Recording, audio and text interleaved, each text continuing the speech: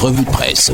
Bienvenue à la revue de presse, édition de ce 7 novembre. Nous sommes le jeudi 2024. Émergence démarrant par ce journal. Affaire Cho Ayaba, l'extradition du séparatiste possible. C'est la question à laquelle nous convie le quotidien Émergence. Nozo, l'Organisation des Nations Unies, épingle les séparatistes.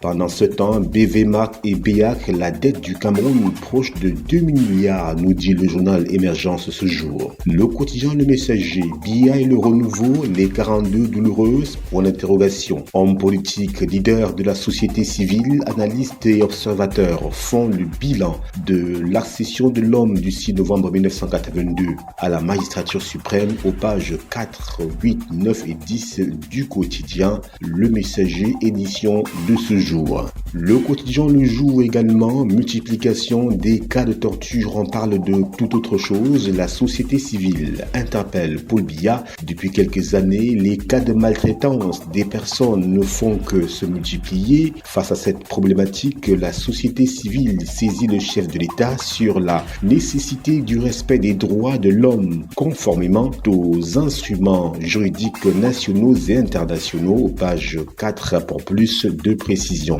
Éboulement de la falaise de Tian, toujours avec le quotidien du jour, des mesures urgentes envisagées pour rétablir la circulation.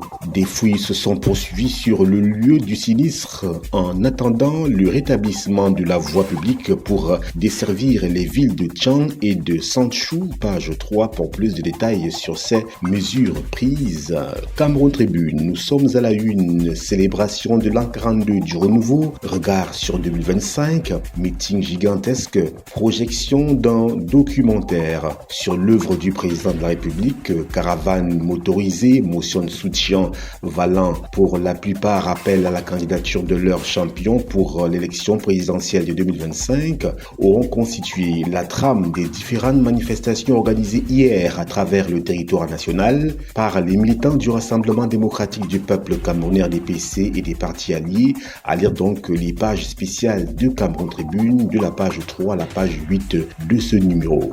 Mutation est de la partie également, mais zoom sur la criminalité qui tue les taximens, point d'interrogation. Près de 40 cas d'assassinats en 2 mois dans la ville de Yaoundé environ. Les syndicats du secteur évoquent la piste des crimes rituels, page 5 pour s'en apercevoir. Falaise de Tian, en page 4 du quotidien Mutation, la fouille des corps se poursuit, nous dit-on. Maison Blanche, nous sommes aux États-Unis d'Amérique, retour en Trump, bien évidemment après la victoire de Donald Trump à la présidence de la République. Il est le 47e président des États-Unis d'Amérique.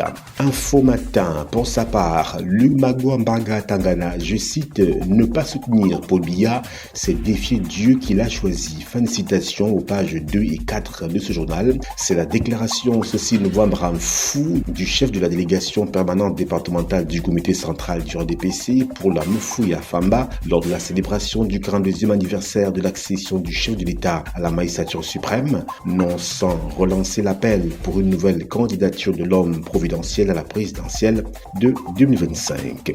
Défis actuels également de la partie, mais parle d'économie. BVMAC, 77 milliards de francs CFA d'intérêts versés aux investisseurs en 2023. Par ailleurs, la bourse des valeurs mobilières d'Afrique centrale, basée à Douala, a distribué un dividende total de 2,95 milliards de francs CFA en 2023, un recul par rapport aux 3 milliards de francs CFA versés aux investisseurs en 2022. Page 3 pour plus de précision. Le journal L'Action est également de la fête, pour ne pas dire de la partie. Renouveau en 42, célébration 5 étoiles, nous dit L'Action. À Yaoundé, où un spectacle géant a clôturé la célébration des réalisations du président Paul Biya aux 4 coins du pays comme à l'étranger, les Camerounais ont exprimé leur amour et leur attachement indéfectible à leur chef de l'État, nous dit le journal L'Action en ce jour. La météo à la une, éboulement meurtrier à la falaise de Tian. Paul Biya instruit l'encadrement des populations et usagers à travers un communiqué du ministre de l'administration territoriale. Ce 6 novembre, le chef de l'État recommande également la prise en charge des victimes et la poursuite des recherches pour retrouver d'éventuels survivants. Pour la Tangadji, en appelle par ailleurs au respect scrupuleux des mesures édictées arrêté par le gouverneur de l'Ouest autour du périmètre de sécurité circonscrit. Page 3 du journal La Météo. Innovation. En 42 du renouveau à Mora, Ibrahim Talba Mala célèbre 42 ans de soutien à l'artisan Paul Biya. Dans son discours très applaudi, le ministre Ibrahim Talba Mala, chef de la délégation permanente départementale du RDPC pour le Mayo Sava, a rappelé le soutien indéfectible au président Paul Biya depuis 1982. Il appelle à plus de mobilisation pour 2025.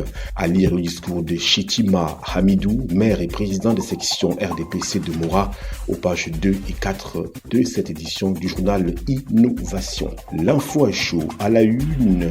Élection présidentielle aux États-Unis, triomphe, page 11 nous fait savoir ce journal en zoomant sur la victoire du président Donald Trump aux États-Unis. Il est, faut-il le rappeler, le 47e président de ce pays. Le président Maurice Kamto, nous sommes toujours avec le journal L'Info à chaud au sujet du double éboulement à la falaise de Sanchu Chang le 7 novembre 2024. Je cite, les responsables des manquements ayant conduit à cette catastrophe doivent en répondre. Fin de citation, c'est à lire à la page 11 du journal L'Info à chaud. Éco-santé, nous y sommes à la une, centre hospitalier de recherche et d'application en chirurgie endoscopique et reproduction humaine. La première dame du Cameroun, Madame Chantal Biya, ouvre les portes de la parentalité à tout âge, nous dit ce journal. Média Action à la une en 42 du président Paul Biya à la magistrature suprême. La section RDPC du Conquis Nord, l'homme du renouveau reste et demeure notre candidat pour les élections présidentielles de 2025. Peut-on lire à la une de ce journal Média Action, bien évidemment. Le tri-hebdomadaire le soir. À la une également, célébration mémorable du 42e anniversaire de Paul Biya à Kekem. Emmanuel Né aussi architecte d'un événement réussi.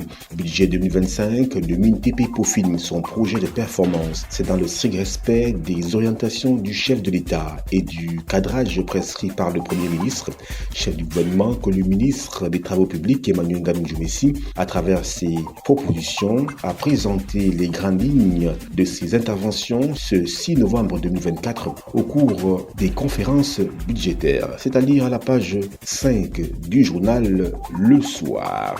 Expression économique pendant ce temps nous parle de créances publiques et nous fait savoir que la dette de l'État a atteint 13 504 milliards de francs CFA. Expression économique nous parle également de voirie et nous présente le visage hideux des routes de Yaoundé en page 5 de cette édition. Le quotidien L'économie à la une, ADC, CHC, PAD, Sodécoton, l'introduction en bourse toujours attendue. Ces entreprises publiques sélectionnées en septembre 2022 par l'État tardent à rejoindre la bourse des valeurs mobilières d'Afrique centrale 2 ans après, nous dit le quotidien L'économie. L'œil du Sahel, pour sa part, à la une, Meganga, Gaoundéré, Gamba, 963 nids de poules bouchées sur 255 km, dit ce journal, à la page 3 de cette édition. Pitoa, dans le Nord Cameroun, plus de 11 millions de francs CFA pour les producteurs d'oignons, page 8 du journal L'œil du Sahel de notre ami Guibaï Gaïtama. Voilà, madame, monsieur, c'est la fin de la revue de presse édition de ce jeudi 7 novembre 2024 sur ITFM et 103 émettant depuis Garoua. Christian Auré, Yves Anselme Tadiofo, Justine Nekwanunji, Ghislain Kungang, c'est l'équipe type. Nos programmes se poursuivent. C'était la revue de presse.